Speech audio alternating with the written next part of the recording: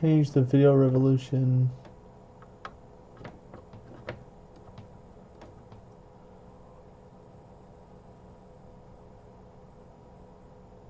S 12.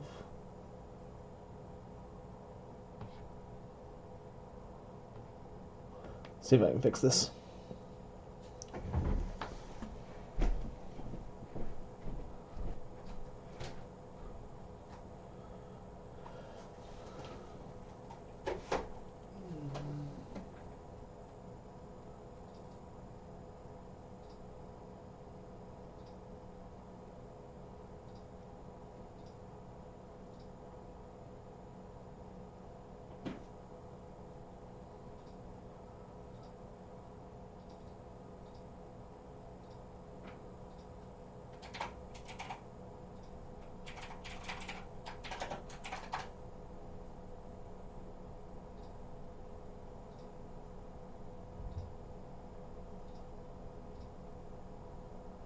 Alright, grab my phone.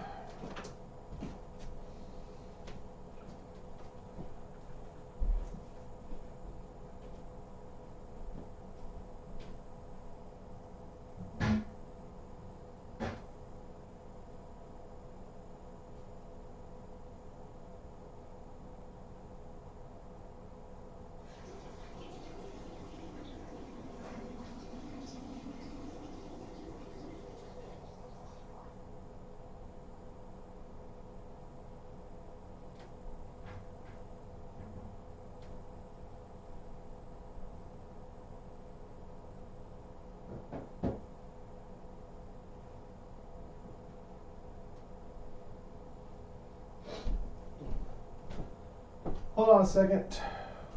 If y'all can hear me, I don't know if you can.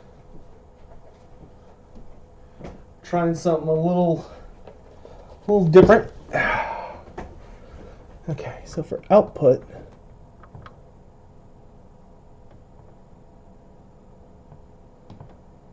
no, maybe video? Oh yeah, that's what I need to fix it. Hold on one second. Well, you know what, I'll just leave it. I'm not gonna. Okay, now if I can get the chat pop out. There we go. All right. How's everybody? Put some music up on my phone.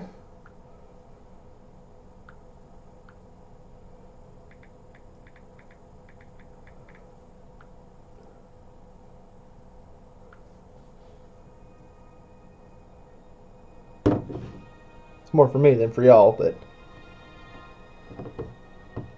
can y'all hear me?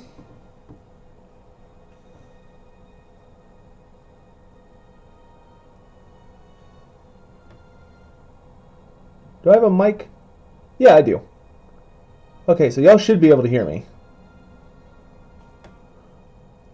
Good. All right. Well, let's get to work then. Y'all probably, I don't know how well y'all will be able to see, but I don't really care. How's everybody today? Alright, so for the next part of this model, I meant to watch a painting tutorial on these guys yesterday and I forgot. So we're just going to kind of keep fudging it, doing trial by fire.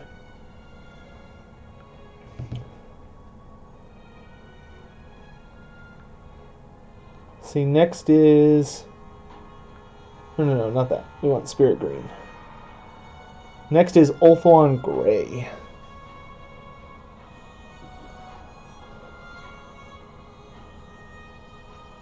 Sounds like I'm having a wank in the bathroom. No? I was taking a piss for half a second, but that's already over.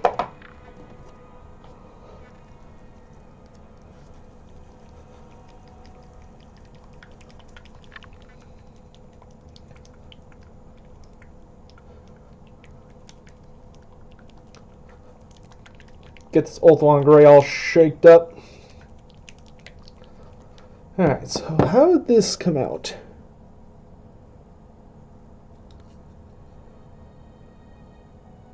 Still not really looking like what I want it to, but let's see what happens on this next layer. I think I maybe I was too heavy with the Nighthaunt Gloom. That might have been it.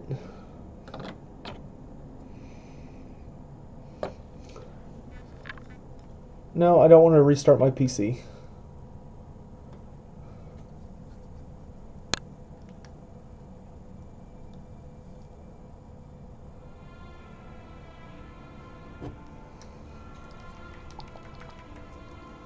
Say Andy Pride's making paint videos?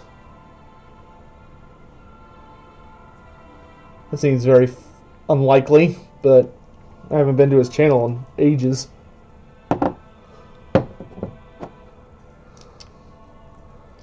Alright.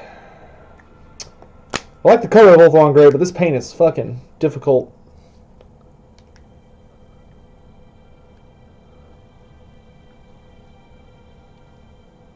The AOS video head?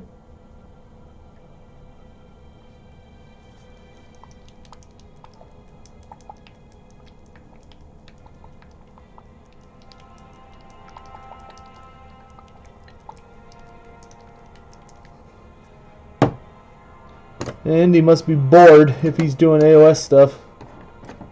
Last I checked, he hates Age of Sigmar, but I suppose if that's where he thinks the money is, that's where he'll go.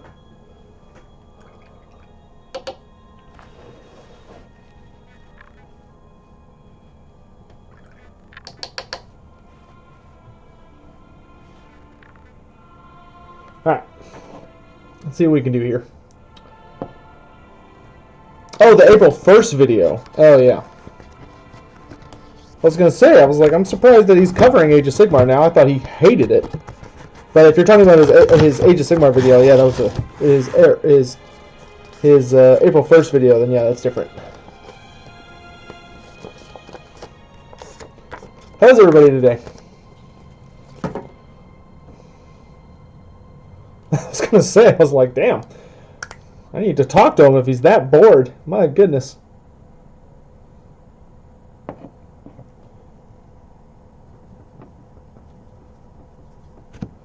Alright, we want to thin the fuck out of this paint.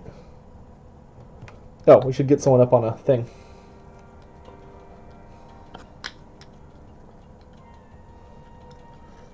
Open up. There we go.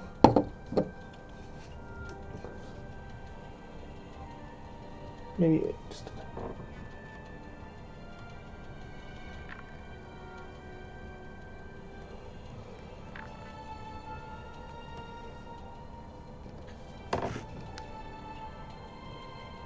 That's too much.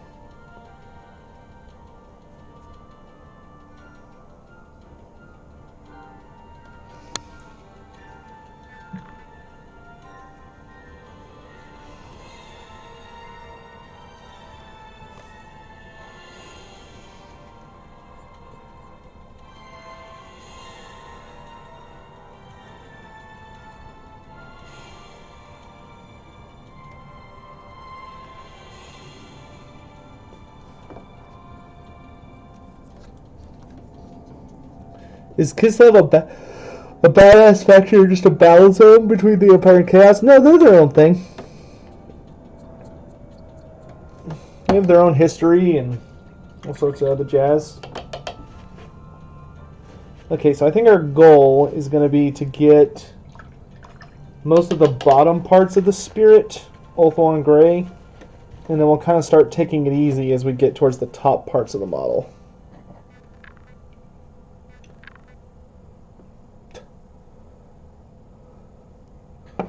Ulthuan Gray is not a very cooperative color.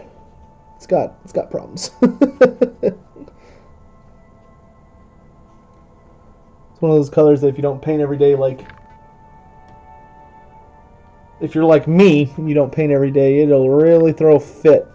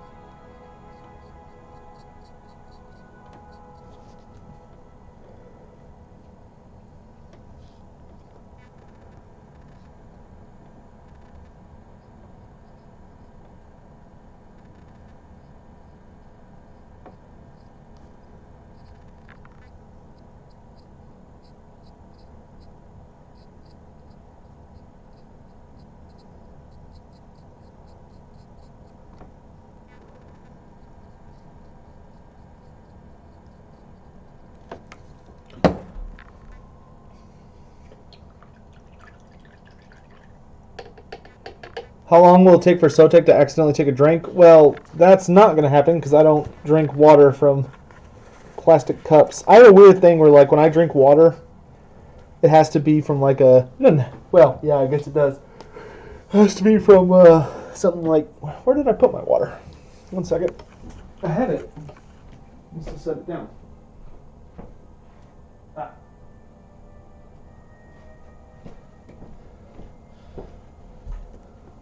I use a plastic water bottle that I refill. So I don't have to worry about that.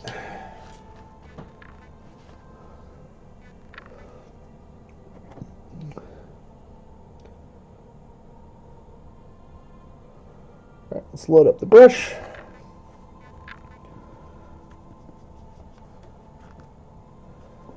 Make sure to get a bunch of it on there.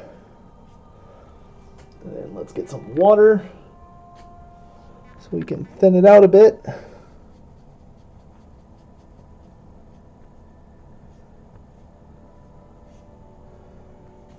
we go.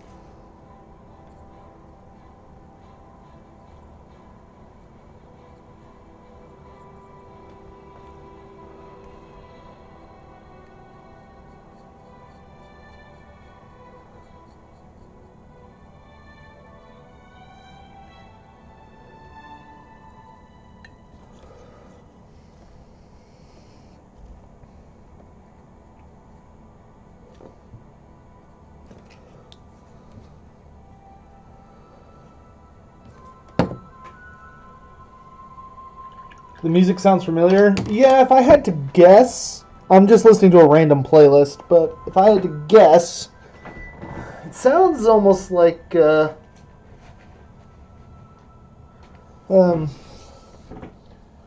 did my paintbrush go? Oh, there it is. It kind of reminds me of Guild Wars. Guild Wars 1. Wish I had been better about being dedicated to that game. I like the Guild Wars series, but I have no fucking idea what's going on in it anymore.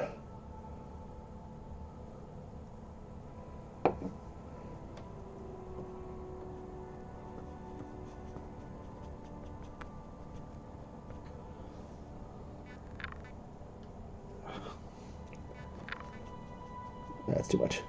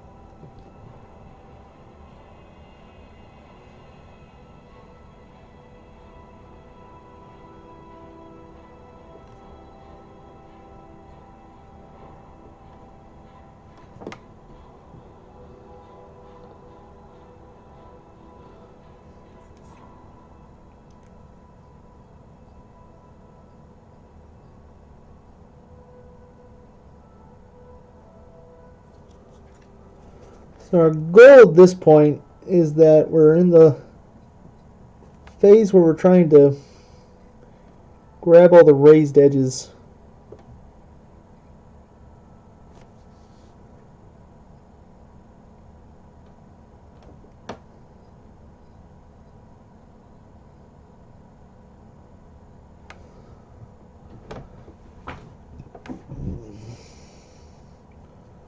We're going to want to be pretty careful with this part.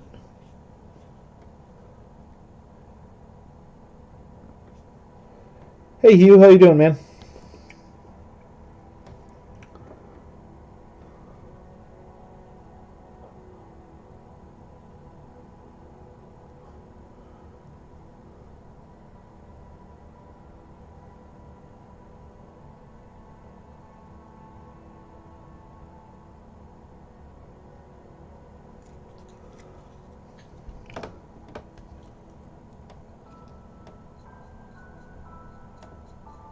Oh no, this is Skyrim.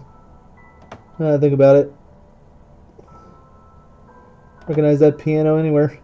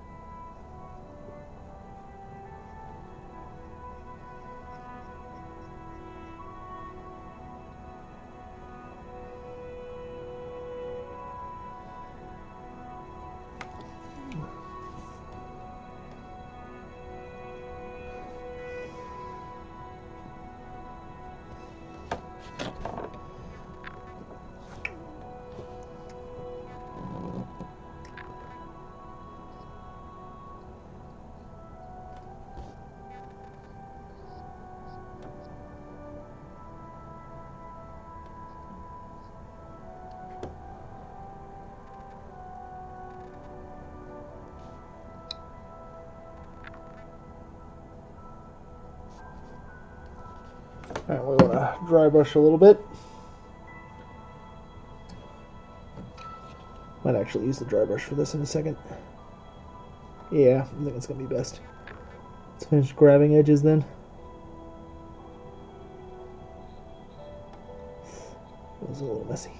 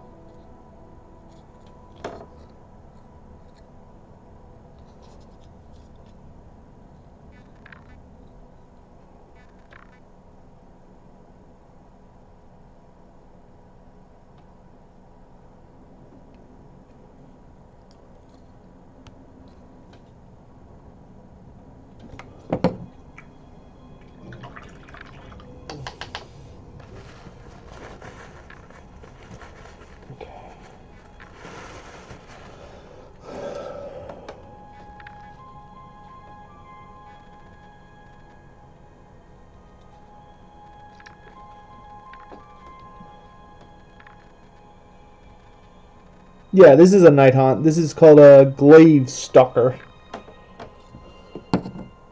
That's what I'm trying to paint. Whether I'm successful or not is kind of a matter of debate.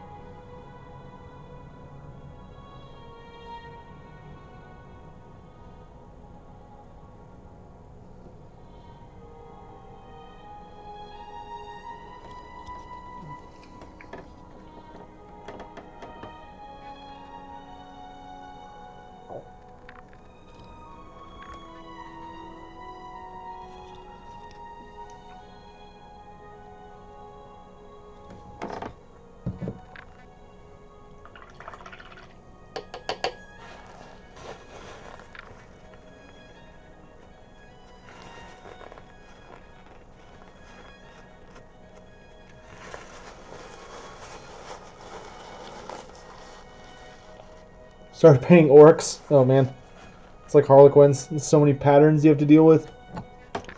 Yeah, learning to paint Nighthaunts is a pretty new experience for me. Like learning to do the colors grading into each other, I'm really struggling with. All right, let's get a.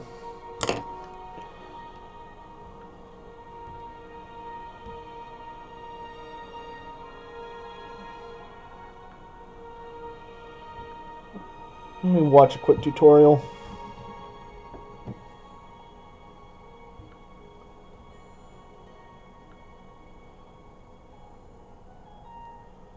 Oh, they don't have a tutorial for it? Of course they don't.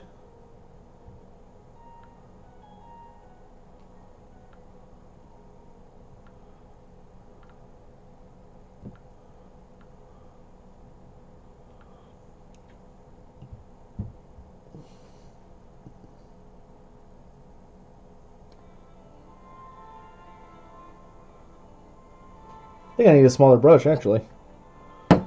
Where are you?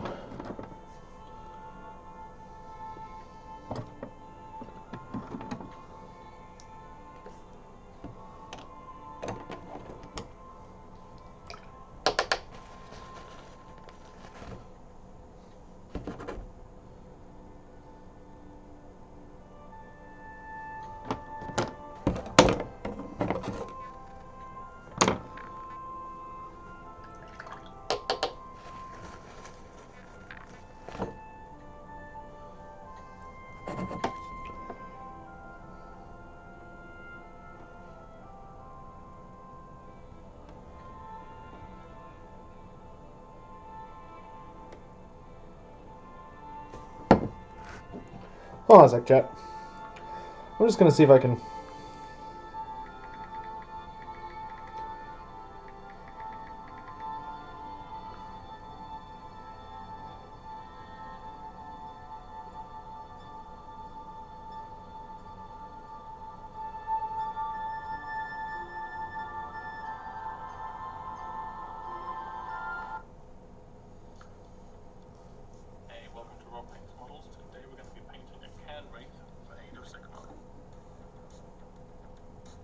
Yeah, Nighthaunts are pretty depressing,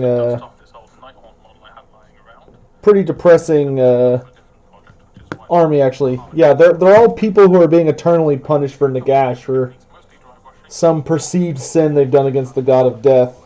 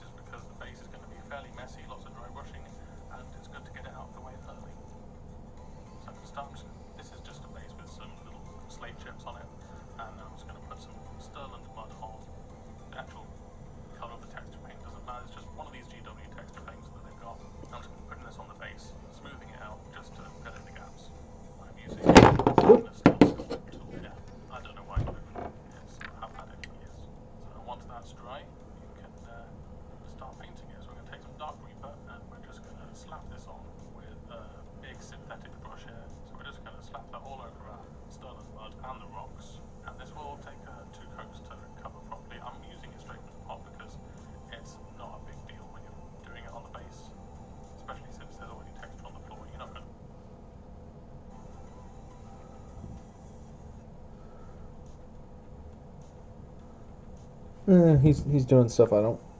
Well, I'm curious to see how he gets the robe colors. Do the robes!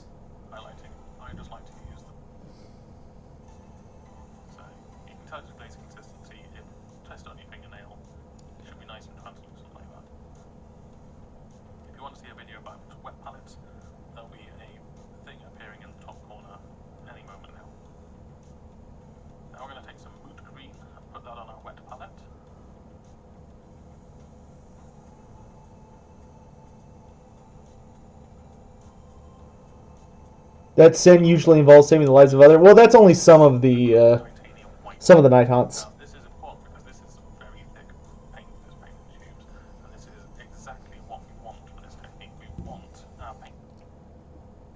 This guy's doing like what palette blends.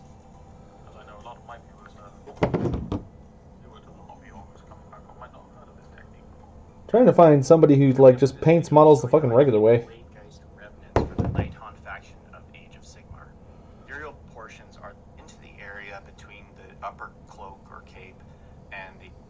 And this guy's spray painting.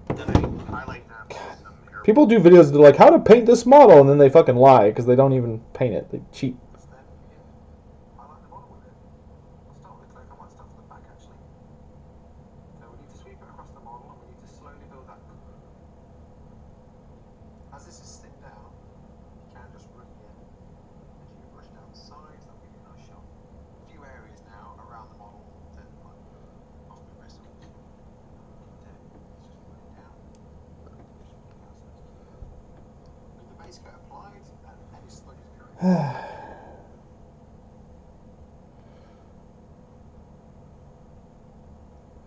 It is so difficult just to find like a super simple like how to make Nighthaunts look like Nighthaunts.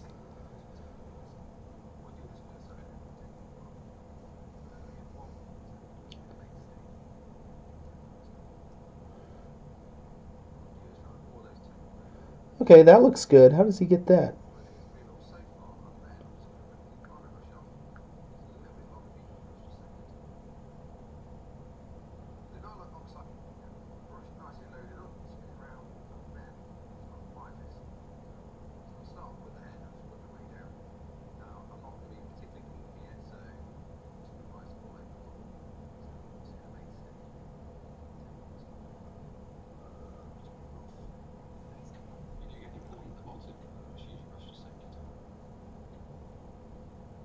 Oxide mix now dry. We're going to move on to using Nighthaunt glue, and I've thinned this down with 2 parts Blobby medium and 1.9. What I'm going to do is move up so far, and then I'm just going to quickly dry my brush off, using a little bit longer medium straight from the pot, just to help feather it, just to give it a bit of Oh.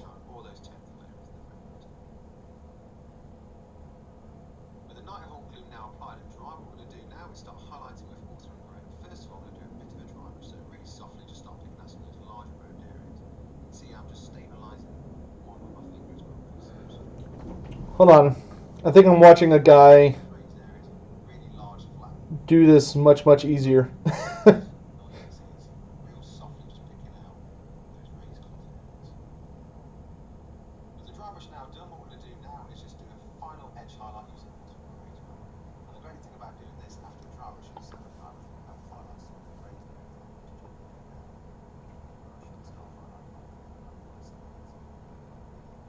Because that looks so much easier.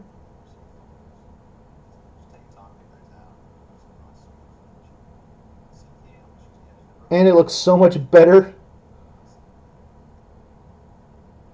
There we are, the white rose and lady of Linden and Camden. Well, I hope you found that useful, Charlene. Keep sending those requests in.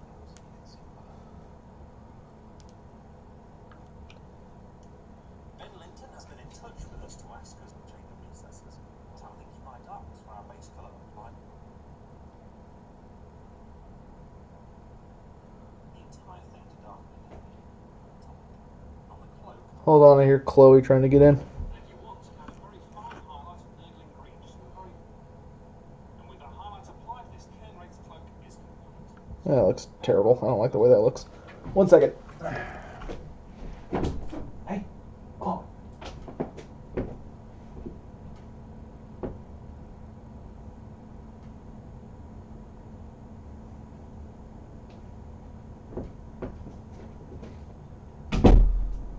I thought she was out there, but guess not. So it seems like I goofed up by making the paint too thick.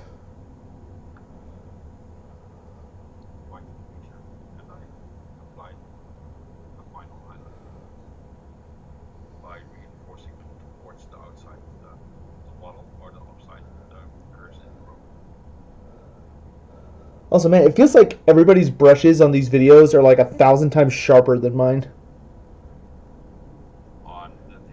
Mogwai, yeah, I tried doing that for my my chain gas, and they turned out okay, but I wasn't a super big fan of how they ended up looking.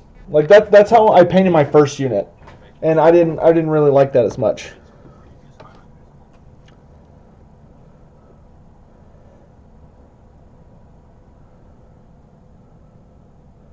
Man, it is genuinely really fucking hard to find just a simple tutorial on how to paint like the Nighthaunts out of the book.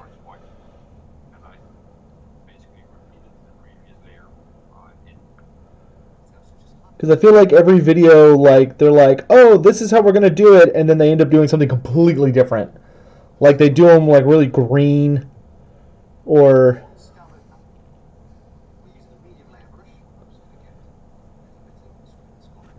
like how did he get that to look so nice?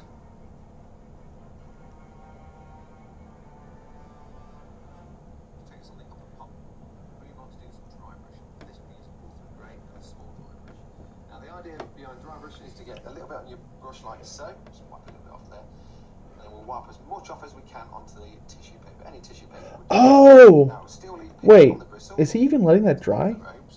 Now for this we're going to try and keep it in the recesses, but I'll try and get a blend effect by just rubbing it with my finger as well. So I'm keeping my shade brush, I'm just going to apply some to the palette. I think I just totally fucked up these guys, to be honest. Again, just to get a nice point, just twist your brush like so. And then start applying to the model. Like I said, I'm keeping it to the upper parts of the robes. Now this bit here, that's the cowl, that'll be painted another colour at a later stage.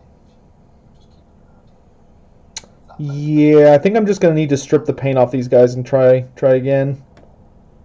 With the Nighthaunt gloom now applied and dry, we're going to move on to doing some dry brush. For this we'll be using Ultimate Grey and a small dry brush. Because that looks way better.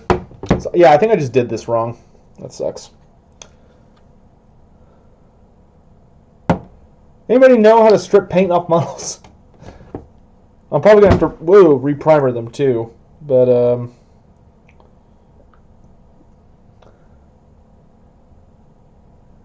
dunk them in some LA's Totally Awesome. Will that just strip everything off down to the plastic? I mean, the good news is I have a totally different unit I can work on to practice. Because that's what I'm doing right now, is I'm just practicing getting good at this.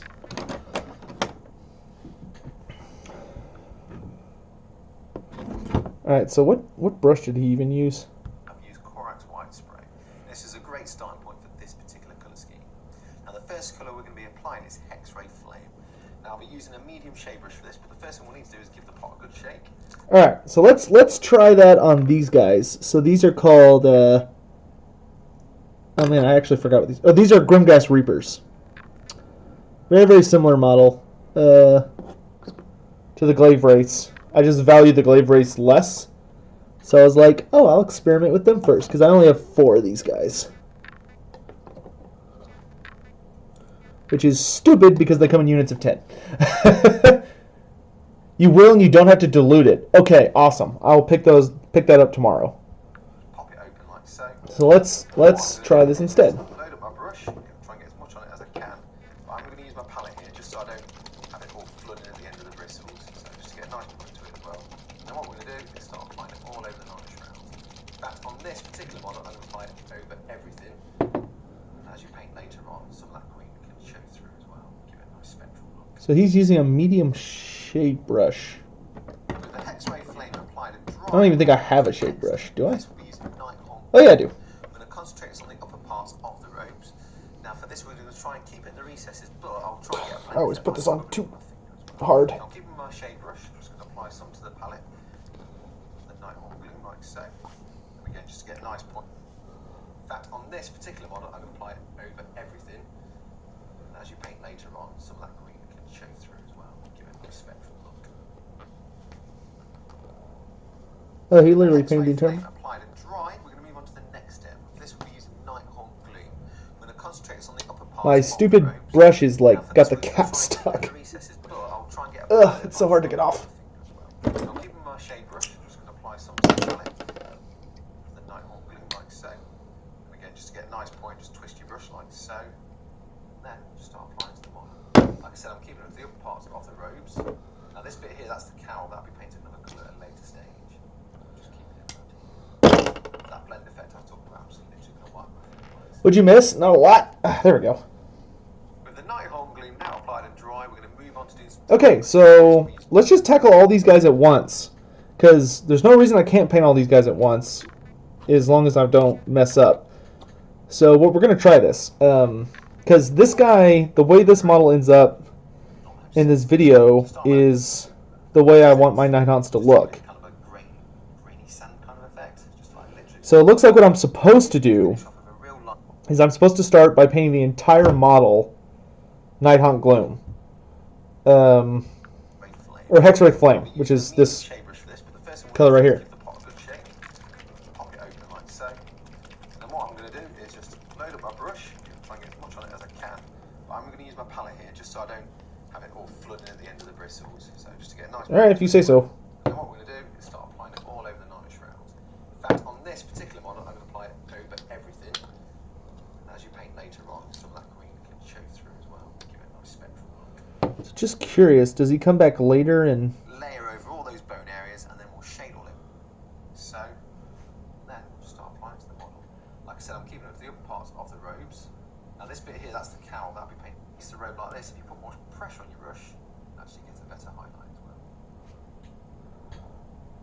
All right, man, you're the boss. All right, let's get started then. All right, so Glaivewraith Stalkers, y'all are going in the back till I can fix your models later.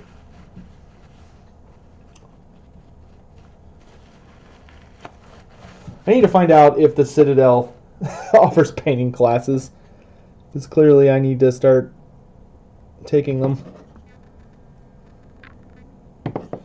All right, and then we're gonna just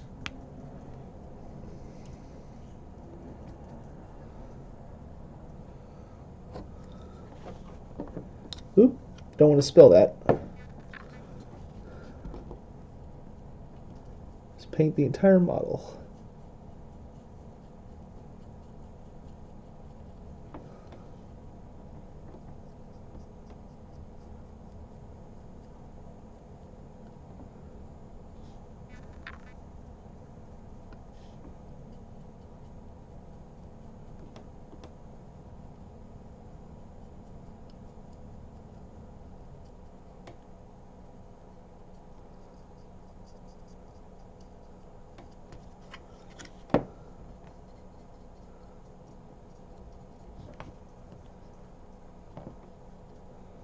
Nighthaunt Gloom, I forgot, is like super not.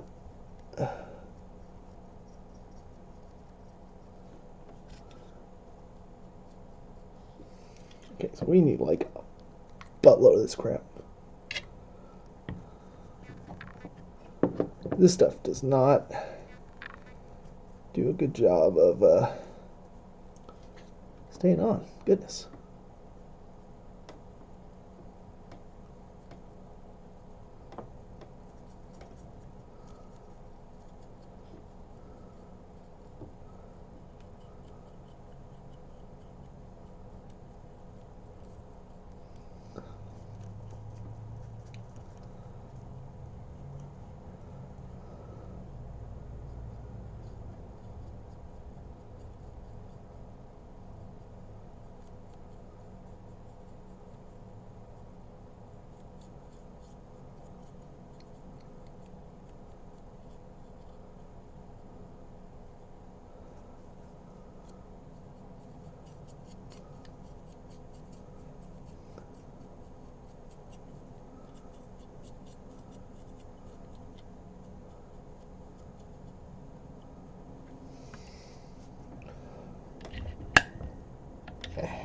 I block the light when I do that. I'm going to back this up just a hair, though, so it's not quite as hot.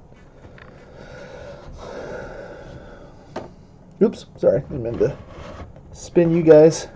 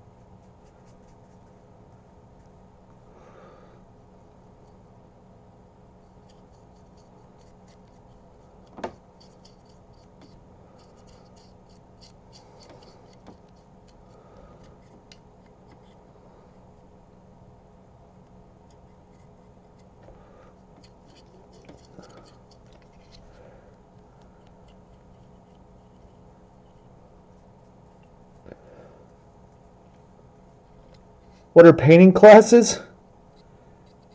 You serious?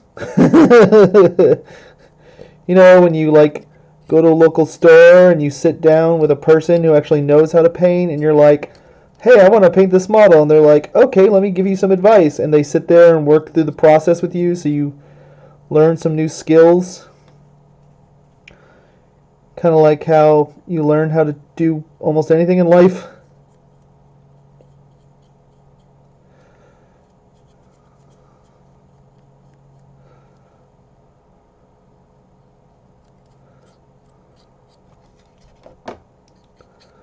Yeah, these balls are surprisingly big.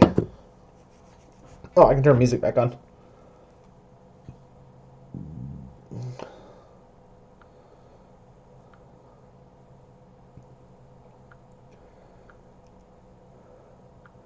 Actually, I know what I want to turn on.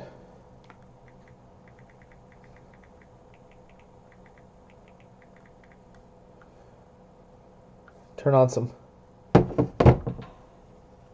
that.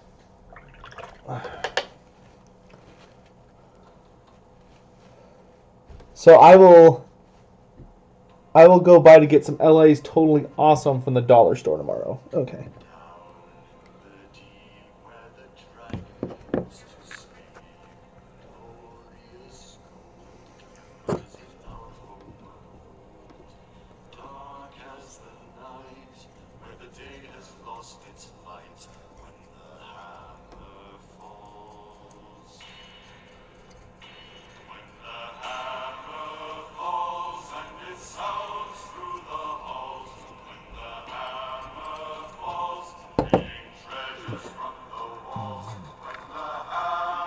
Strikes and the kingdom comes to life when the hammer pounds like the thunder underground. When the hammer falls, when the hammer falls.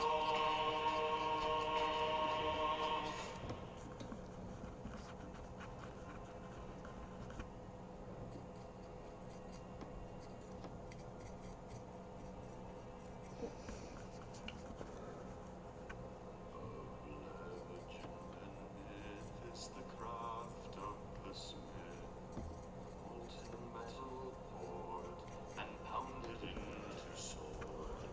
From the fire is made every dwarven axe and blade when the hammer falls. When the hammer falls on the heavens of all. When the hammer falls, so kill the halls. When the hammer falls,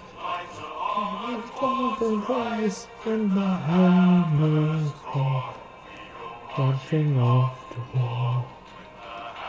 Hammer falls. When the hammer falls.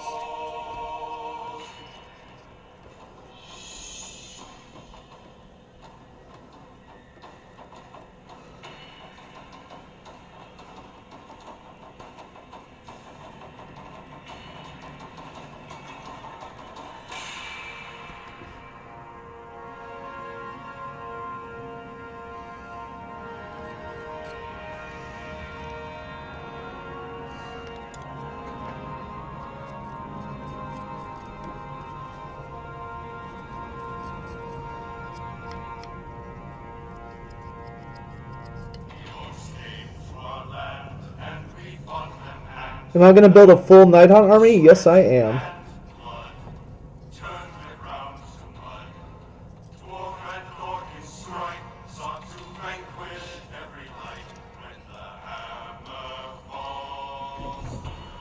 that everything?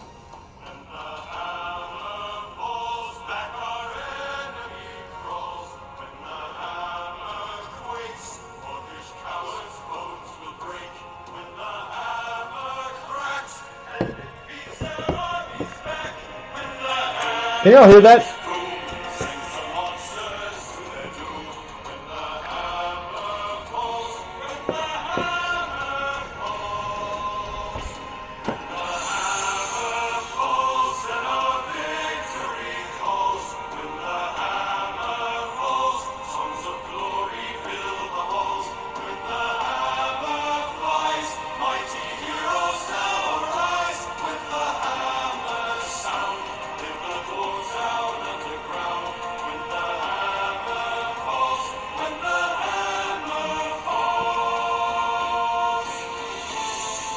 Bum, bum, bum, bum, bum, bum, bum, bum, bum.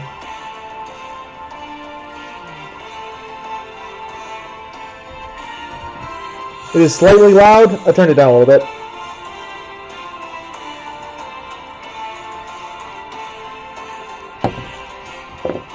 Jesus Christ, this took so much paint.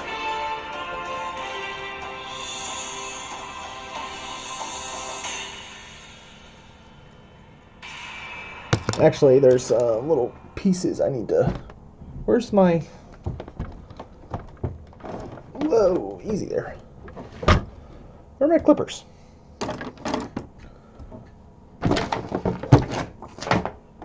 I don't know. I'll use my knife then. I don't want to use my knife. Where did I put...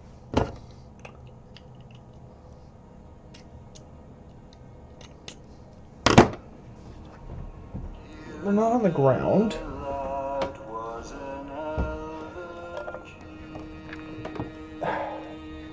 Not into that. It's a dry brush.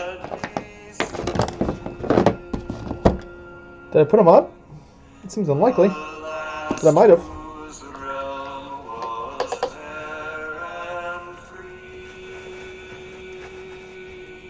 Might be in my outside case.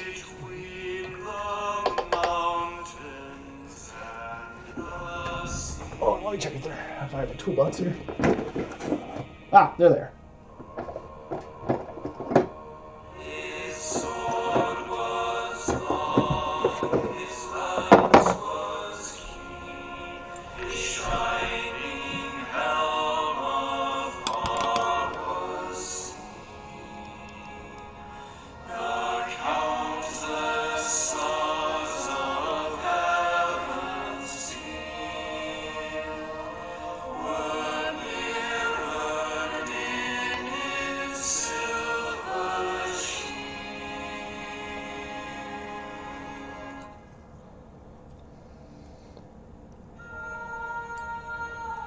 I would love for these guys, Klamavi.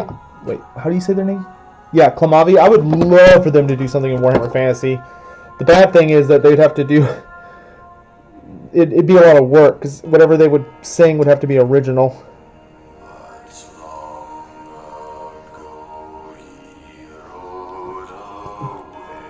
Because Games Workshop did not do a lot of work in making the dwarf and elf music.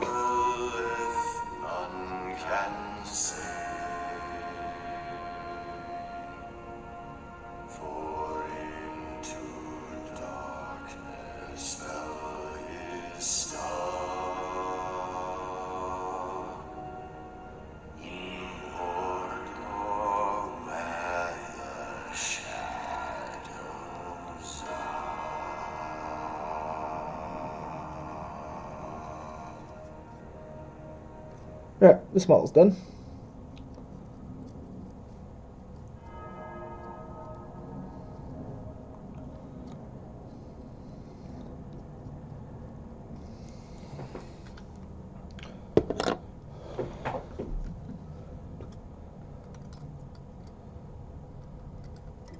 Oop.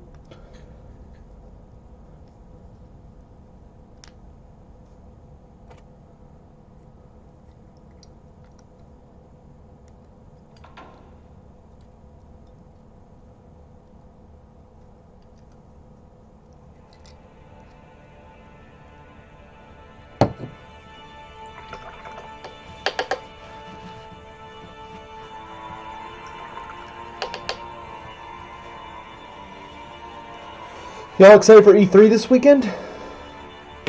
Oop.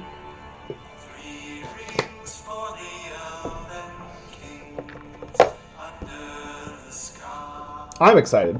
I love E3. Oh! Damn. I knew it was going to happen. I could feel it in my bones that I was about to drop. Thank God it's water-based.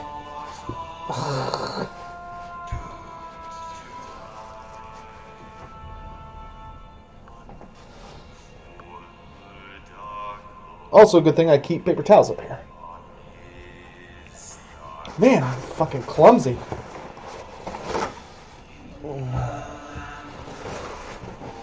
Good thing I'm going shopping tomorrow.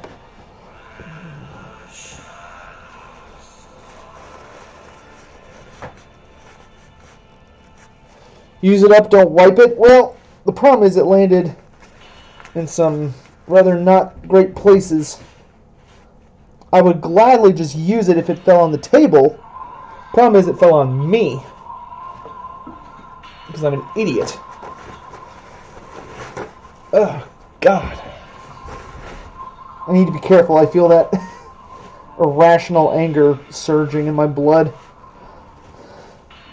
I don't know if any of you ever get like that. Whenever I spill for some reason, it makes me get like just super fucking angry.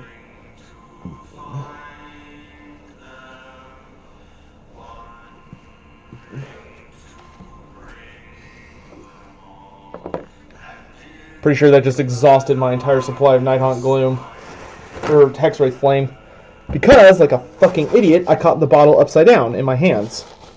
So it's like, not only did I spill everywhere, but I am almost literally out. Yep.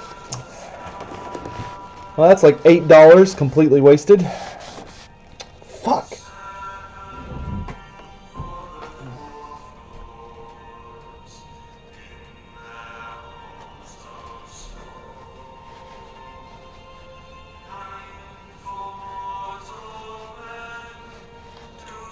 I guess I'm taking a shower tonight before I go to bed. I literally have paint like all over my feet.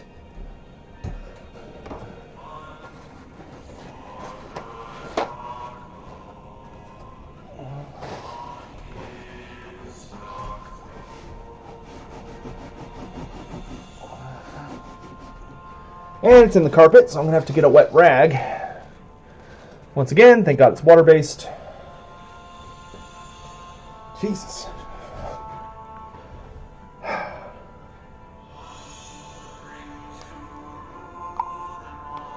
Alright, well,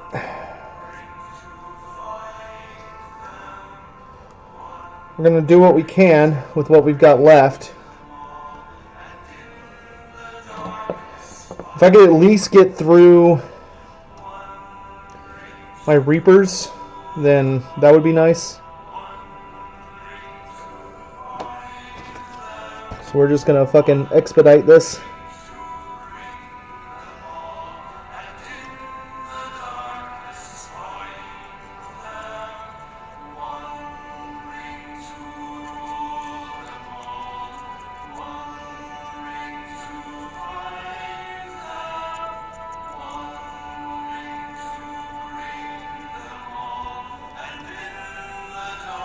Well, that takes the cake for the worst spill that I have ever had while painting, without a shadow of a doubt.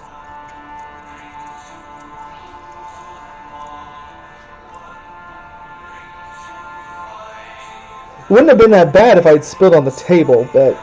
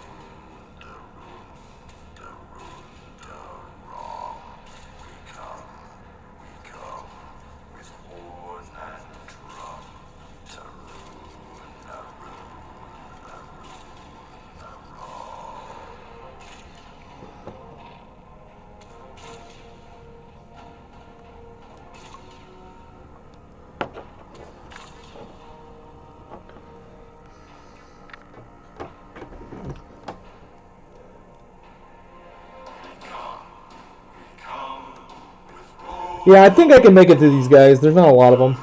I mean, they're kind of big, but Nighthaunt Gloom, this isn't Nighthaunt Gloom. Hexwraith Flame is a really light paint anyway, so it kind of easily gets its work done.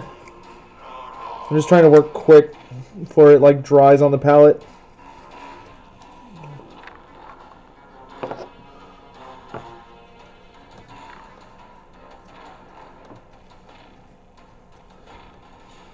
Isengard, though Isengard be ringed, and barred with doors of stone, though Isengard be strong and hard as cold as stone and bare as bone. We go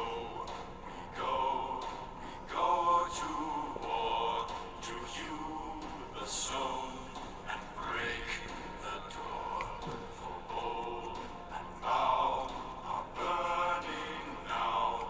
The furnace roars. We go to war, to land of gloom, with tramp of doom, with roll of drum. We come to Isengard with doom. We come with doom. We come with doom. We come.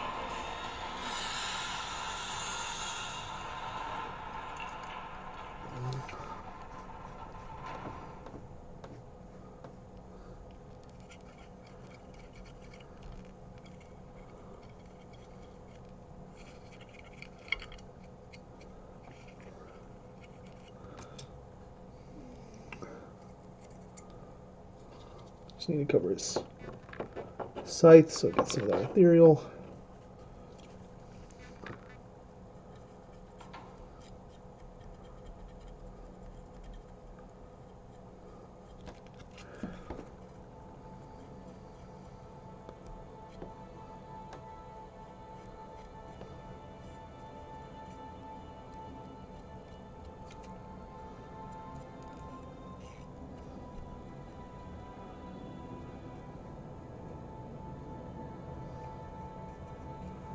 That should be good.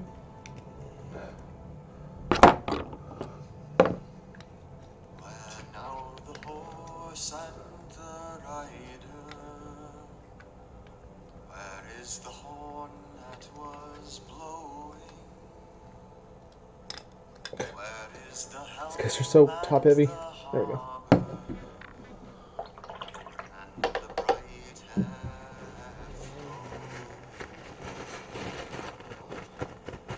Where is the hand on the harp string, and the red fire glow? Where is the spring and the harvest, and the tall corn grow?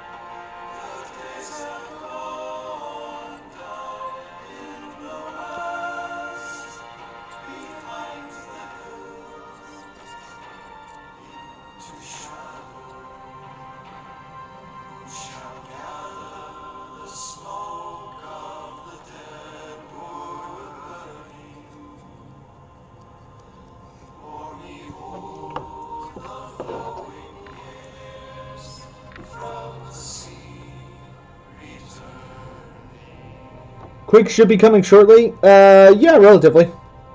Probably like 2 weeks, give or take.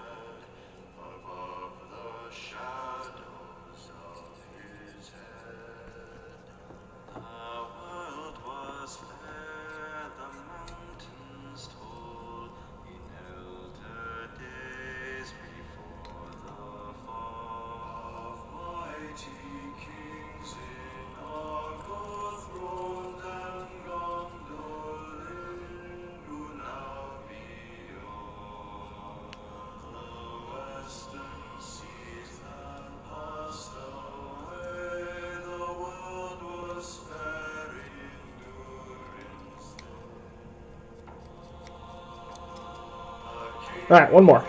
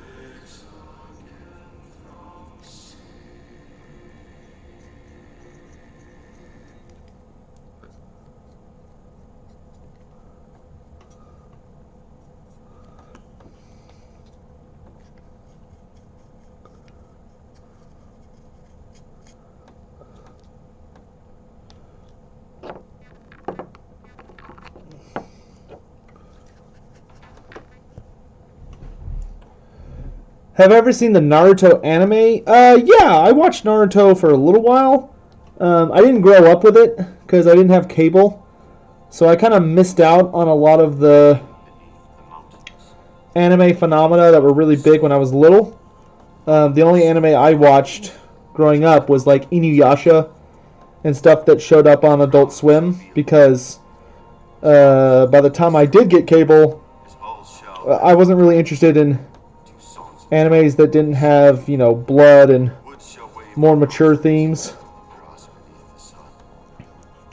Naruto was, like, I tried watching it, but the thing about shows like Naruto to me is that they're just really repetitive.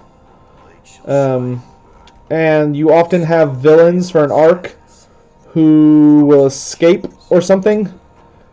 And that shit drives me nuts. Like, or they become a good guy. Like, I don't like watching shows where villains... And I realize the irony of saying that, if you've ever watched Inuyasha. But as I've gotten older, I tend not to prefer anime where villains get away. Or at the very least, they... I really hate when they become good guys. That's why I can't watch, like, Fairy Tail. Because in Fairy Tail, there are some villains that do some, like, super fucked up stuff, but... The power of friendship is like, yeah, we'll forgive you, despite the fact you, like, basically crucified a character. It's like, I don't know about that. Naruto is also kind of like Dragon Ball Z in that it really drags shit out. Like, it could take episodes for someone to do anything. Because they're, like, building up power or having constant flashbacks to, like, emotional moments and stuff. And it's like, dude, I fucking get it. Like, I've already seen this. It's like literally every season assumes that the person watching has never seen the show before. Because whenever a character is maybe going to die or is about to do something really powerful, like, they have to have a flashback to, like, every single fucking scene. And it's like, dear God.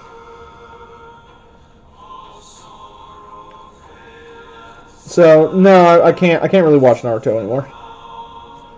I wasn't able to enjoy it. By the time I had access to it, I was already at a point where I wasn't a fan. Like, I followed Bleach for a really good while.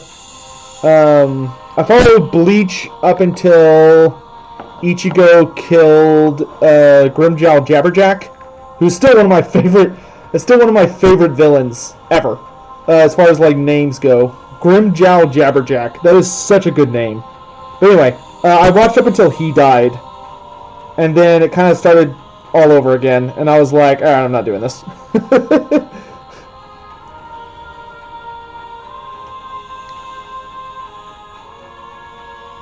Oh, you know what it was? Is that I was speed watching Bleach, and I got up to when Grimjow died, and they hadn't translated past that yet. Because services like we have today, where they translate anime, like, literally, like, the day after it comes out, wasn't really a thing back then. Like, there wasn't enough of a commercial market for it. So if you didn't understand Japanese, you were just fucking way behind.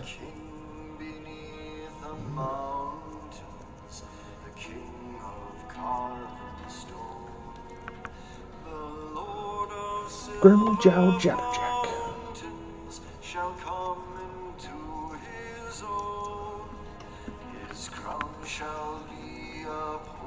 Samurai Champloo, great show.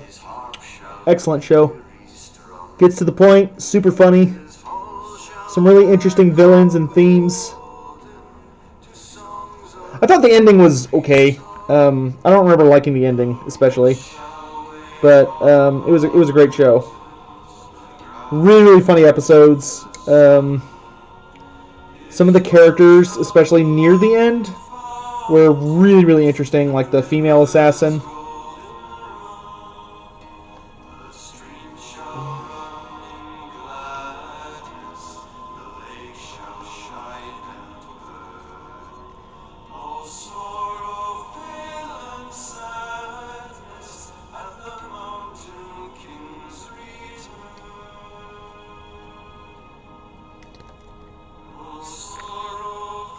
That show did a really interesting thing where a lot of the big bads at the very, very end of the show were, like, from way earlier. It was like people that had hurt or pissed off from like super early on in the show ended up coming back and were like really fucking dangerous. Those characters are fucking crazy.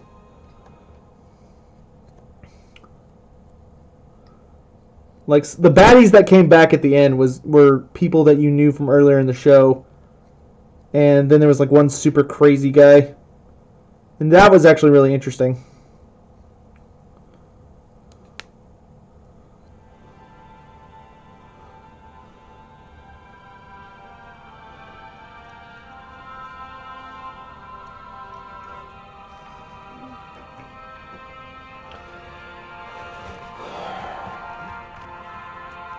Let's dry off that brush a little bit and clean this up.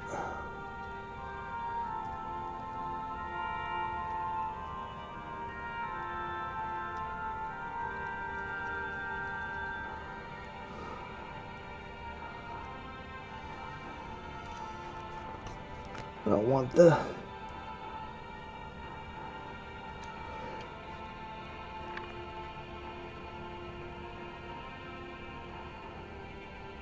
Make sure the paint doesn't collect too much in the details. Are you good? Yeah, a little bit more.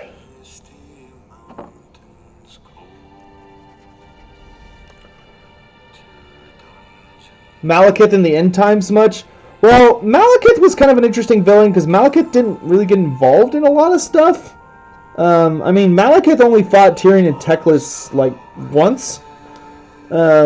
In which Teclis, like, you know, Kamehameha, like, literally did a Dragon Ball Z moment and blasted him with a move he wasn't expecting.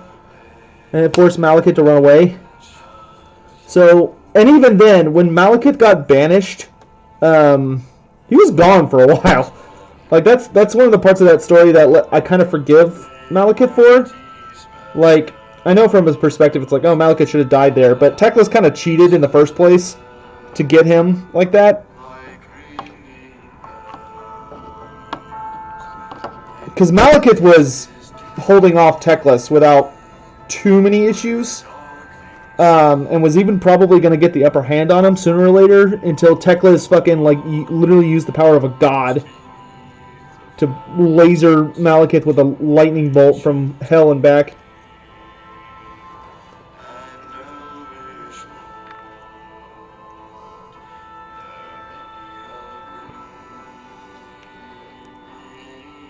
Which arguably is all Morathi's fault in the first place, because if Morathi had been there supporting Malekith, they probably could have won that fight.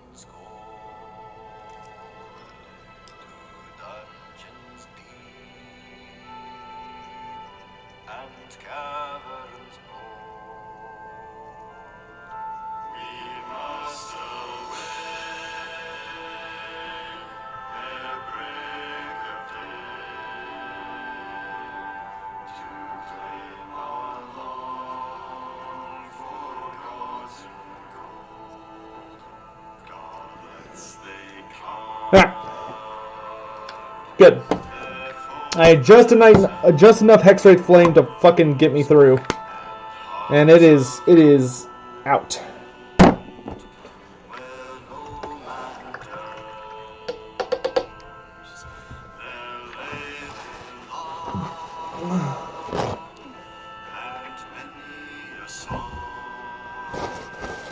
It's warm in here.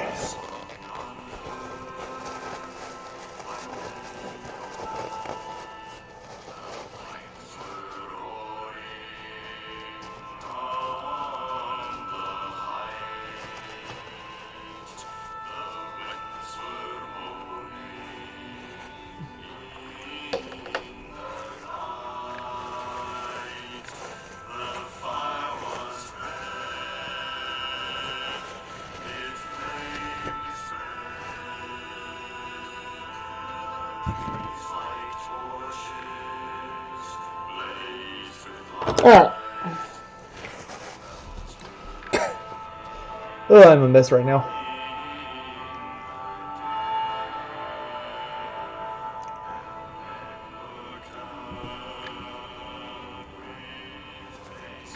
How are y'all doing, chat?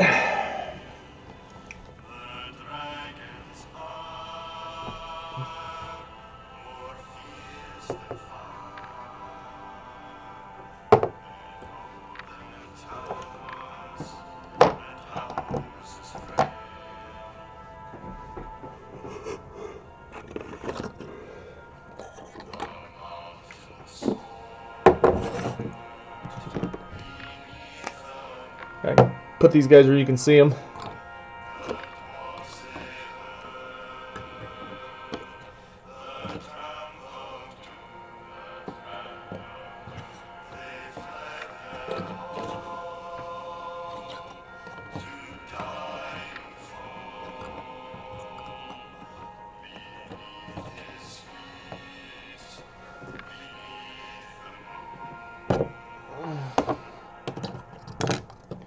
Alright, y'all can check that out for a minute. I need to go get a wash rag and get the paint out of the carpet.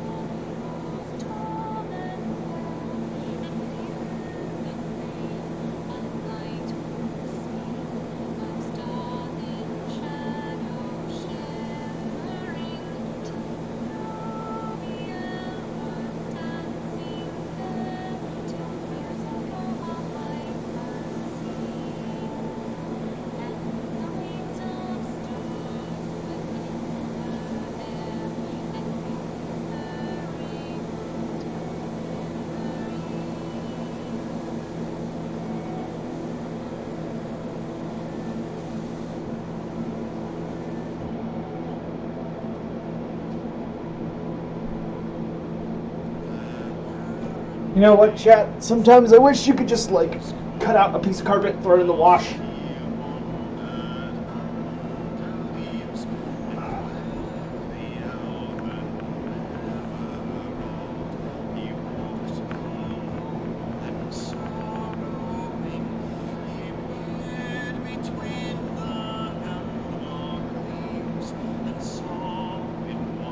Ugh.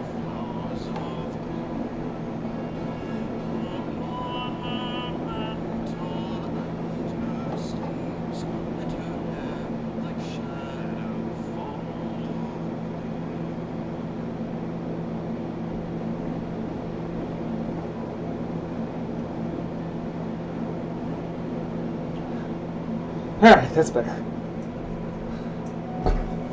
Whew.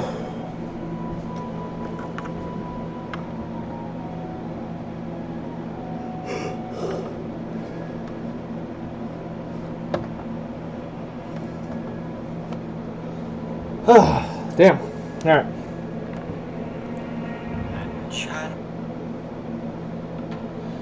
So what are y'all up to? They look good? Well, they don't have much on them yet.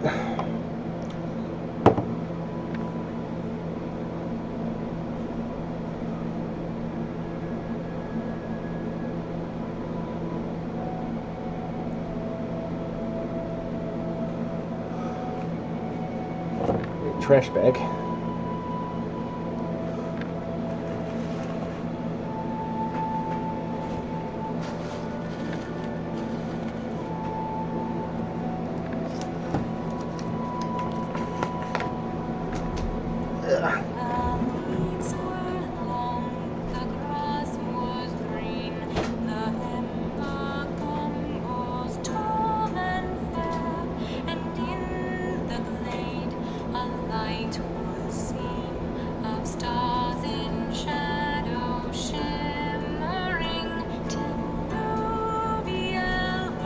Alright, so tomorrow I need to get some Hexwraith Flame. By the way, any donations tonight are going towards paint rip. And then I need an XL or extra small edge highlight brush.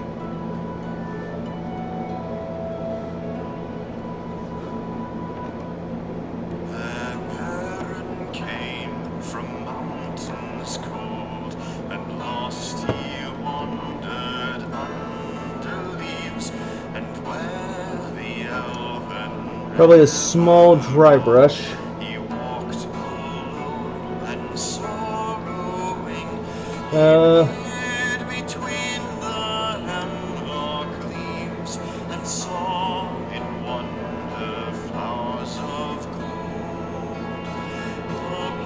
Also, one thing I read is that I should go ahead and put my texture paint on, or texture for the mud on their base. I've heard it's actually good to put it on a little. Actually, you know what? No, I'll wait. I'll wait until later. I'm not gonna do it at the very, very end, but I'll do it near the end.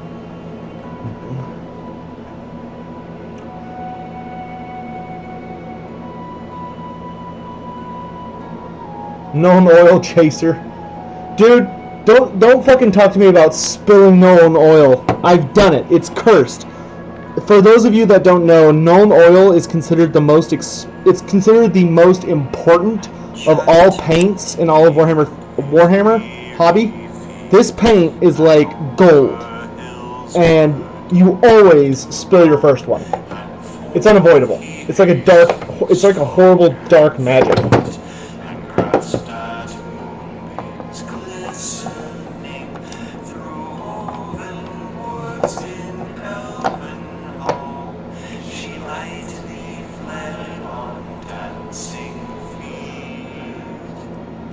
Hey, Akihiro. I'm doing okay. I'm letting these guys dry. Once they dry, we're gonna tackle them with some.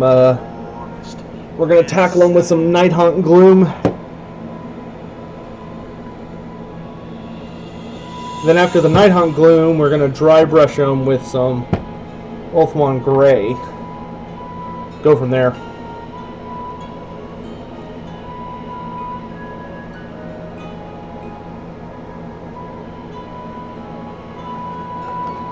Might use some Deepkin Flesh and Einarch Skin in there.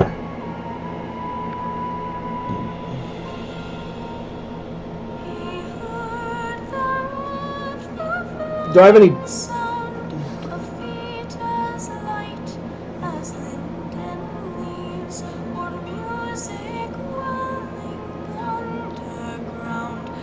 Do I have any Blood Knight models? No. Blood Knights are so fucking expensive.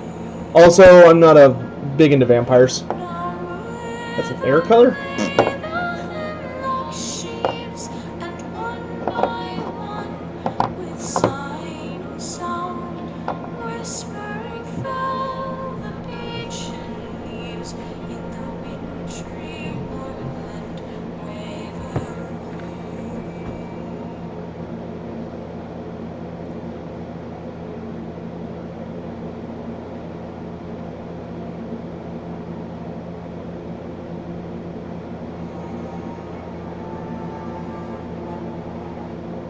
Just so I don't flood in the end of the resources. That's on this particular one.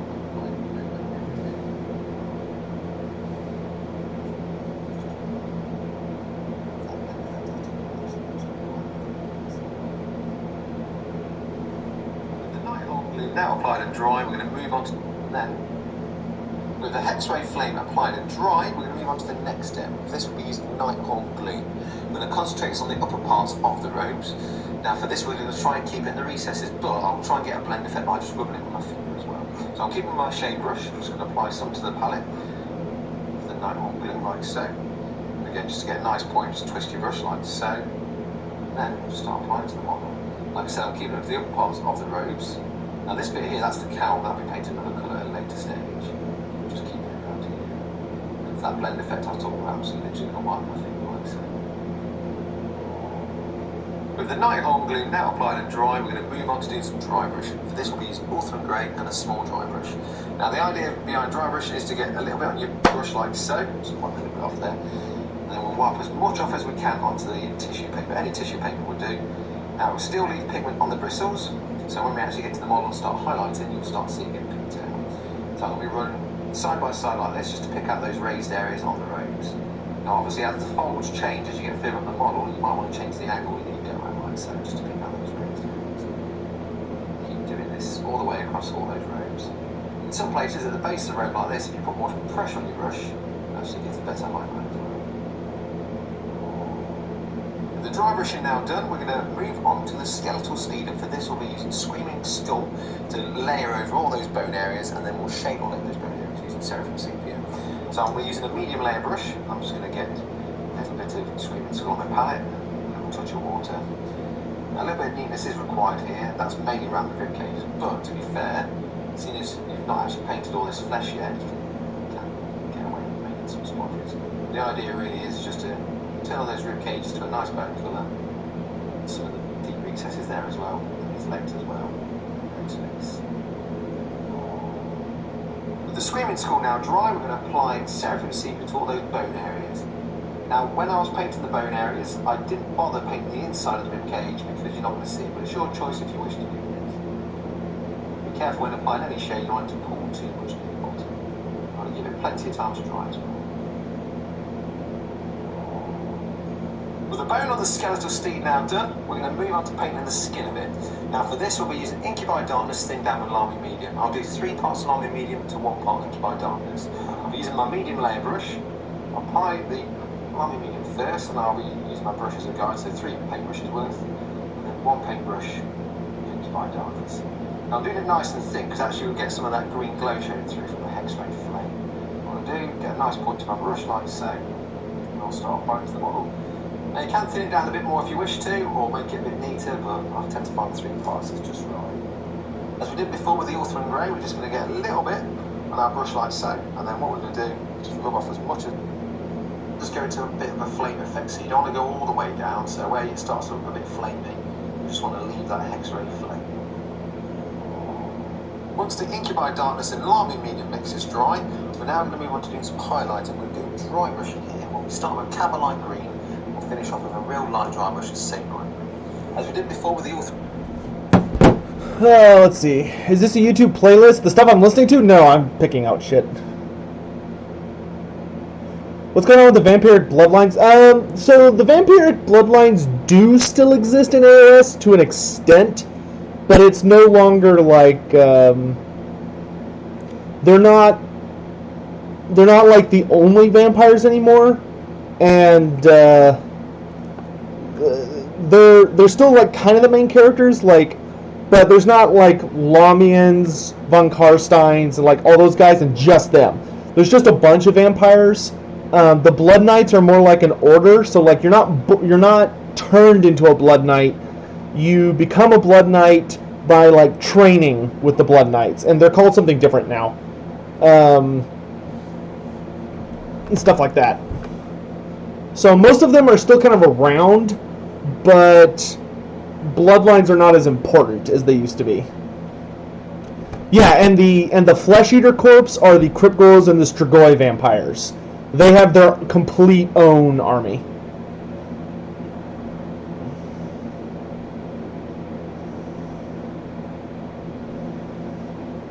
Yeah, there's no Tomb Kings right now.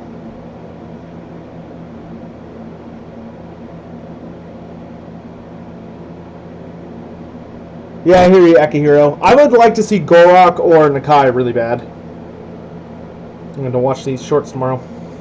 Great, we're just going to get a little bit on our bush like so, and then what we're going to do is just rub off as much of that as we can. The idea is just to pick up some of those raised areas of the steed.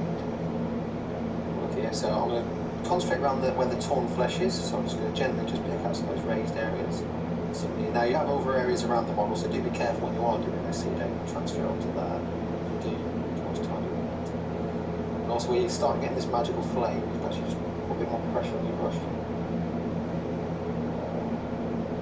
The dry brushing on the steed now done, we're going to move on to paint some other details. To start with, we'll be using bright oxide, then some abandoned black. I think I'm putting too much Nighthaunt gloom on these guys. I think I need to take it a little easier. Apply a little bit to my palette like so, and a small touch of water as well, just so it flows a bit easier. So medium layer brush. What we'll be doing with this is we'll be focused on the cowl, so that all brown, the scabbard, all of the scabbard, but not the hourglass, the horns as well of the steed. Take your time with this and try and avoid getting it on all the other areas that we just picked. With the horns, scabbard and robes now base coated, we use abandoned black on the robes. So there's two sides for this, and also he's got a little belt as well, just where his scabbard is. With the abandoned black now on, we're now going to apply normal to all the brown areas. This is again the horns, the scabbard and the robes. You want to give this plenty of time to dry. Now that the normal is dry, we're going to move on to the metallic areas. For this, we'll start with lead belcher. We're going to pick out some details using Balthazar gold, and we'll finish off by washing both these areas dry. Just this even bit here. Can leave the bit of the recess. There we are. You can see our exterior robes, and I'll be using porcelain grey. And I'll be using a medium artificial brush for this. I'm just going to get a little bit to my palette, like so. Apply a little bit of water. At this point, what we're going to start doing is just really neatly start picking out some of those edges on the robes. I know we did some dry brushing before, but this is just a little bit sharper way up. Use the edge of the brush as well.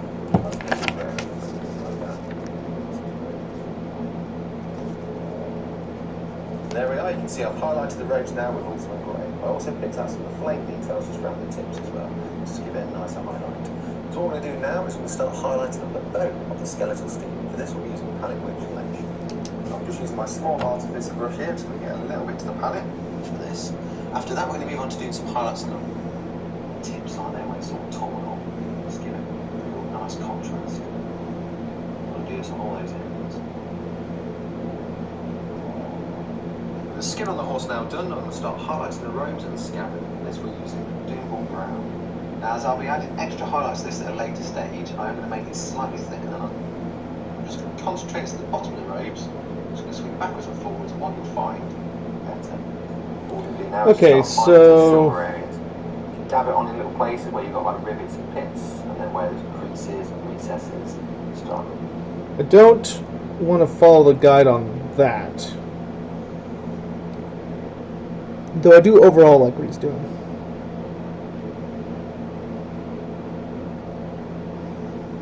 How do I get that? I want the blight green. Incubi darkness followed by Calbite and Goss. Okay. That makes sense.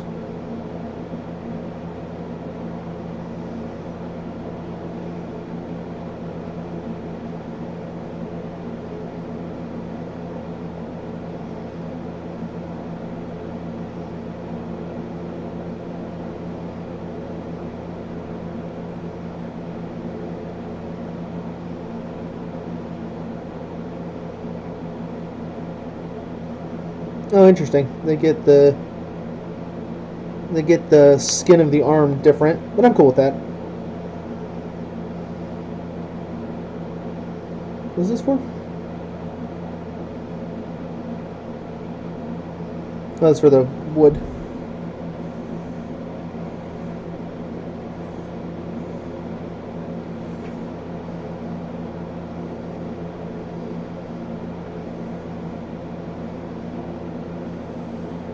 Okay.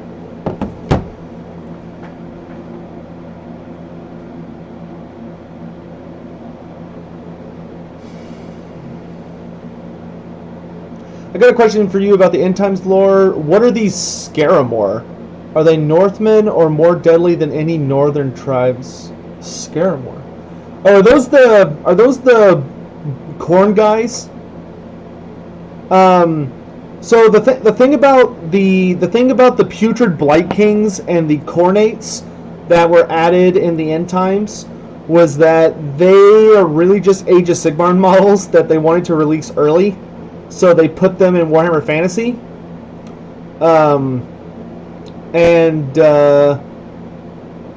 As for who they are, the way they explain them in the lore is that the Corn guys, which are the Skull Reapers, Scar, Bloodwrath, and some other unit that I'm forgetting what they're called. They are the guys who... So in the very far north of Chaos, there's like an endless battle taking place in the realm of Chaos, where basically the Warriors of Chaos are fighting each other for eternity. They're basically the veterans of that battle. Because at the end of Archaon's quest, right before he got the Crown of Domination... Wrathmongers, yeah. Right before Archaon got the Crown of Domination, essentially he went to their big battle... Or I think it was right after. He went to their big battlefield and he was like, hey, fuckers, like, y'all work for me now. And they were all like, oh shit, this guy's like the Everchosen, let's go fight for him. So they stopped fighting and went to join Archaon, and they were the last people to show up during the end times because they were the furthest away. So that's where they came from. And the Putrid Blight Kings were the super elite Warriors of Chaos who had been basically stewing in the... they had basically been stewing the entire time in the Brass Keep. So the Brass Keep was... which is in Midland, or I guess it's technically in that other province. But it's on the Warhammer Fantasy map, even though it's owned by an Empire group, which is kind of dumb. But it's actually a Chaos Fortress, and so they were just like stewing in there for hundreds of years, if not longer. And when the Magath riders showed up, Hawkland, yeah, thank you. The Magath riders showed up and were like, "Hey, we're gonna join up with you guys," and they were like, "Oh, cool." Or y'all should come join us because it's the end of the world. And so the Putrid Blight Kings actually left for the first time ever. And we realized that the Brass Keep had become like a super Nurgle fortress, and those were the guys that came out of it. One sec.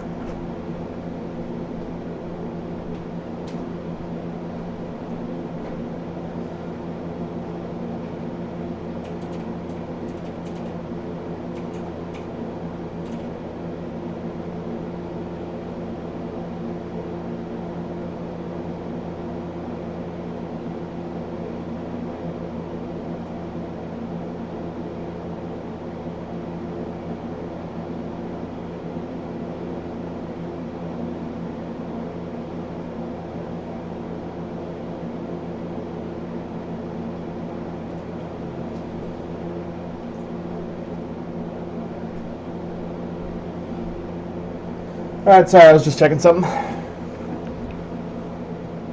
But that's where all those units came from.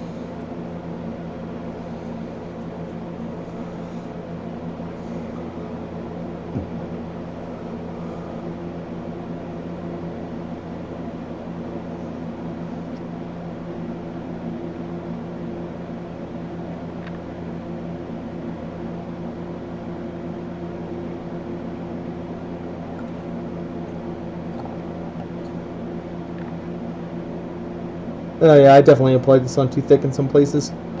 That's okay though. It's not that big of a deal.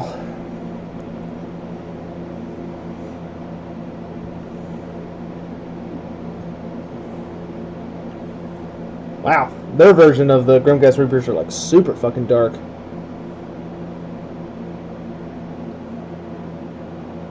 They basically fucking covered these guys in incubi darkness.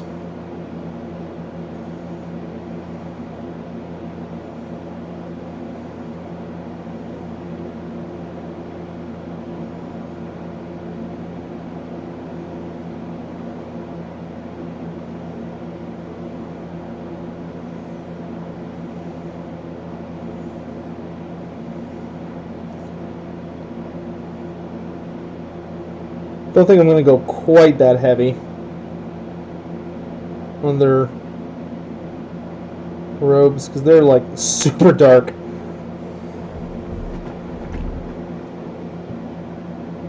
Does anybody know if it's still possible to get physical copies of the 5 End Times novels? Yeah, you can. Well, Rage Cage, do you mean the novels or do you mean like the big books?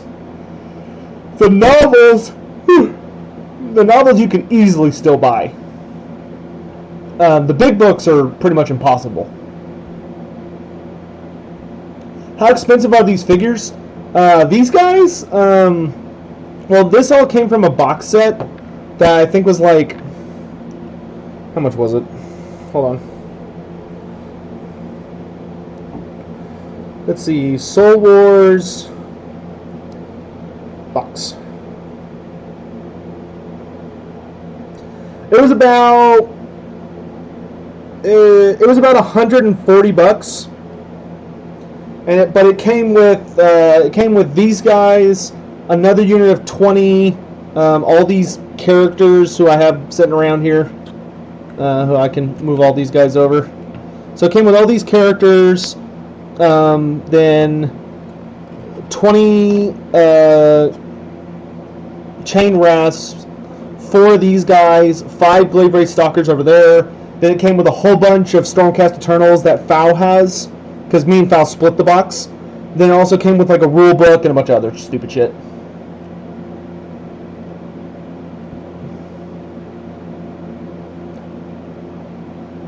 Oh, you want the big ones? Like the super big ones? The big books for the End Times are pretty fucking expensive now. Like I have, especially the hardbacks, they're collectors items now.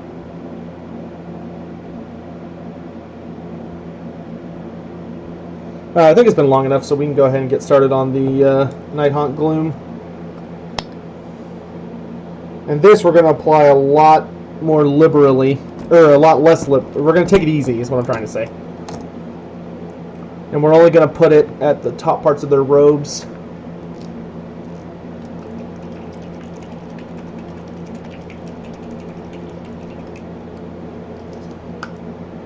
And I'm not going to spill this. I'm going to close it. Actually, I'll just make sure it's way back there.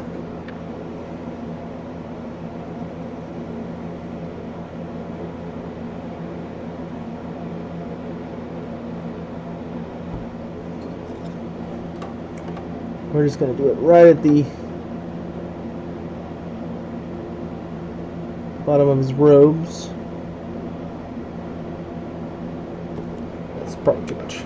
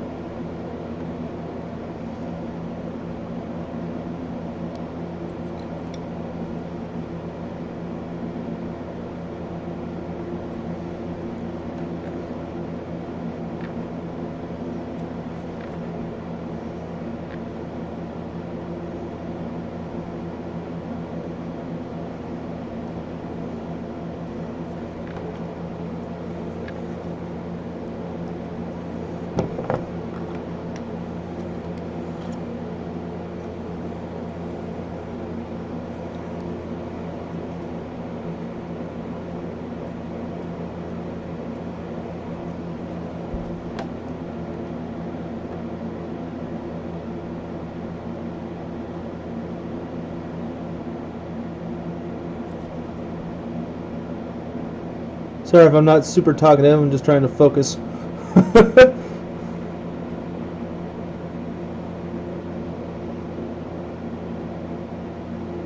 What I'm doing is trying to make sure the Nighthaunt gloom doesn't get too thick on here by kind of smearing it with my finger.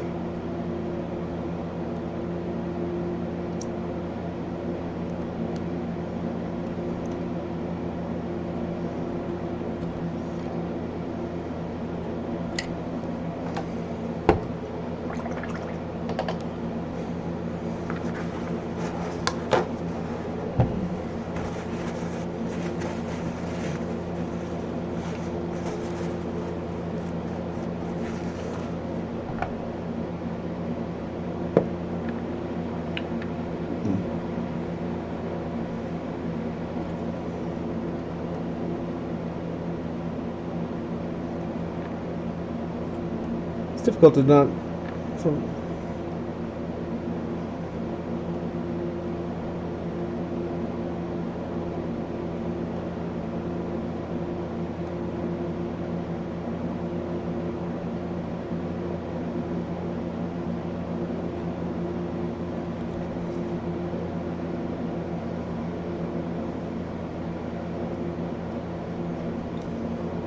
Oh, it's a little better. I think I was coming on too thick before.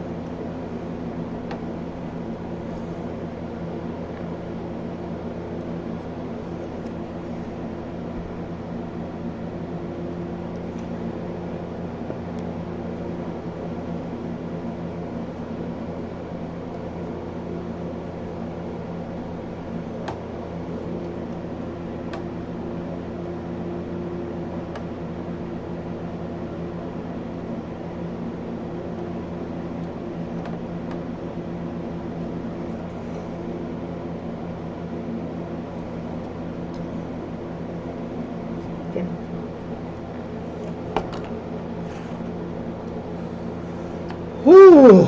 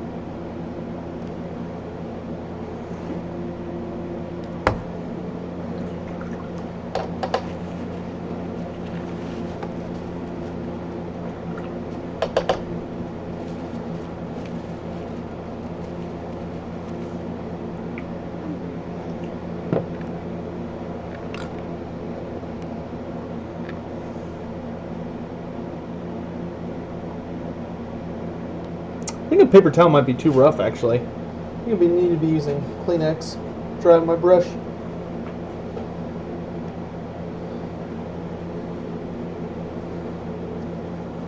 Paper towel seems to be kind of chipping away at it. I don't want that.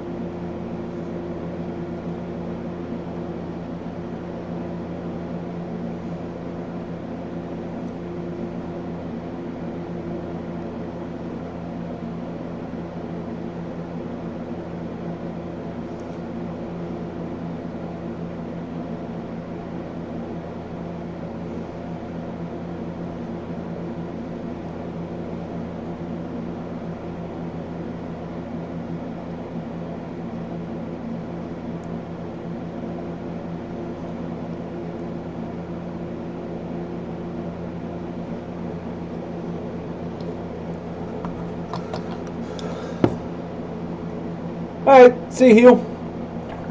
Thanks for coming by.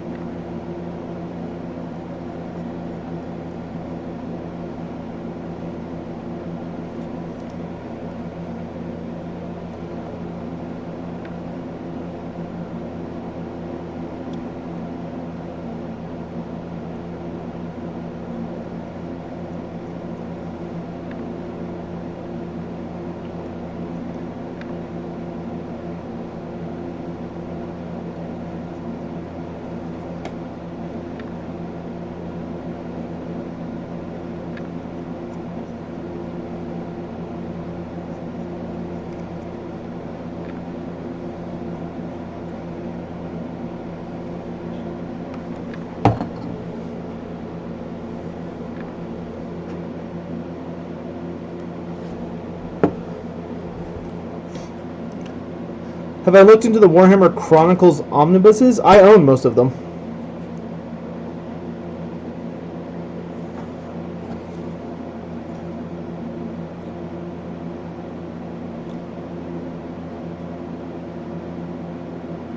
Wait, what? Okay. Supposed to do this list.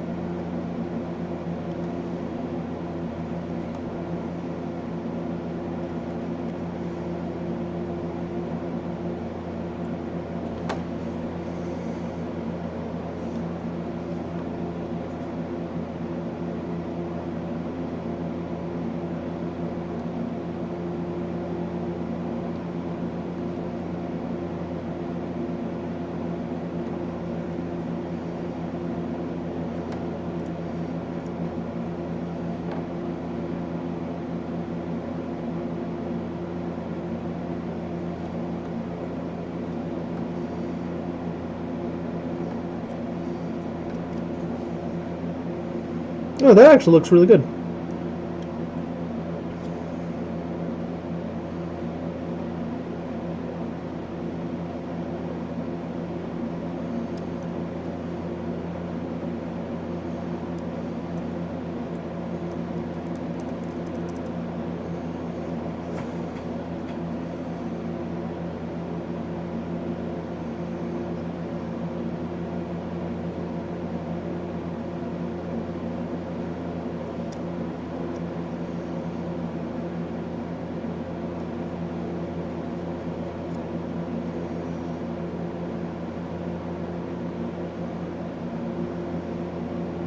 Yeah. Is that done?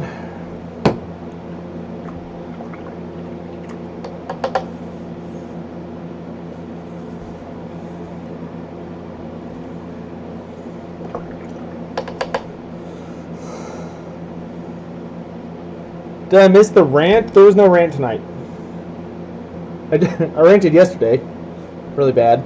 Oh! So I did get to the... Keeper of Secrets boss in Chaos Bane, so we're going to do that tomorrow on live stream. So I hope everybody's looking forward to that.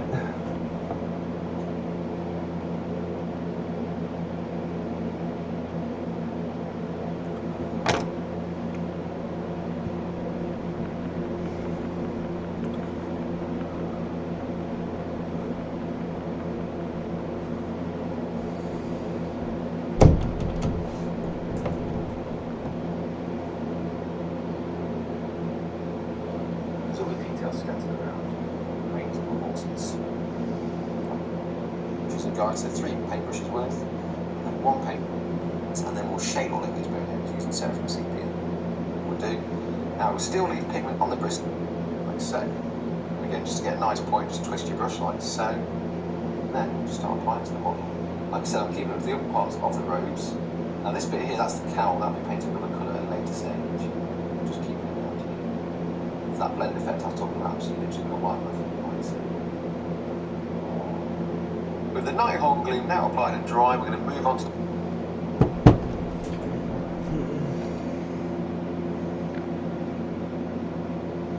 I think he actually used more gloom than I did.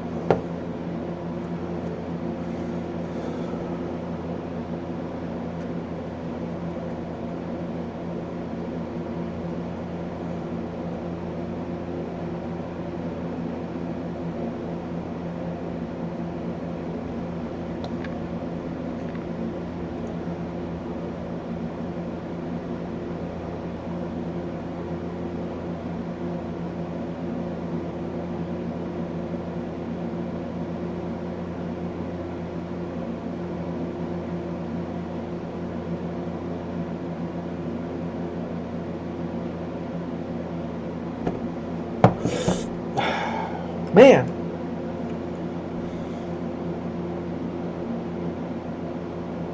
I think I need to go to bed, huh, chat?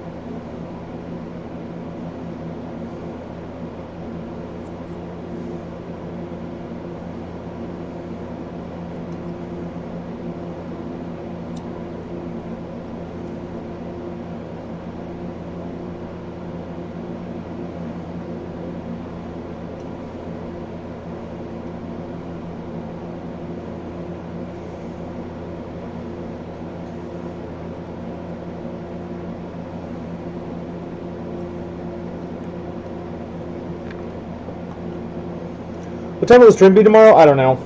I would give you guys a time, but I have a appointment with the doctor tomorrow, and I don't know what time I'm going to be back. It'll be sometime after that,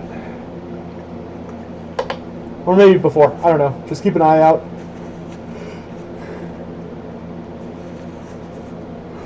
Hit that notification bell on Twitter or YouTube. It's the best way to know.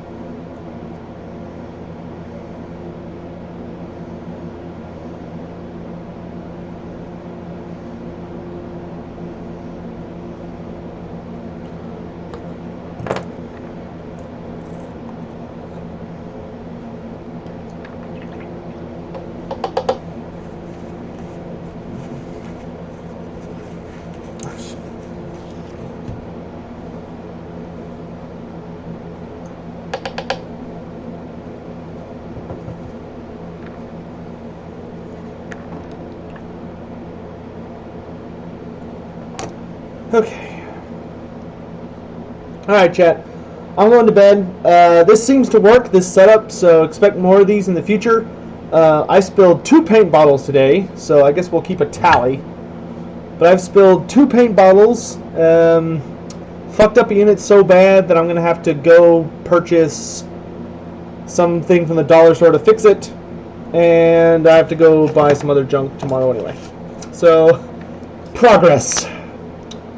Starting off shitty. Hopefully it'll get better.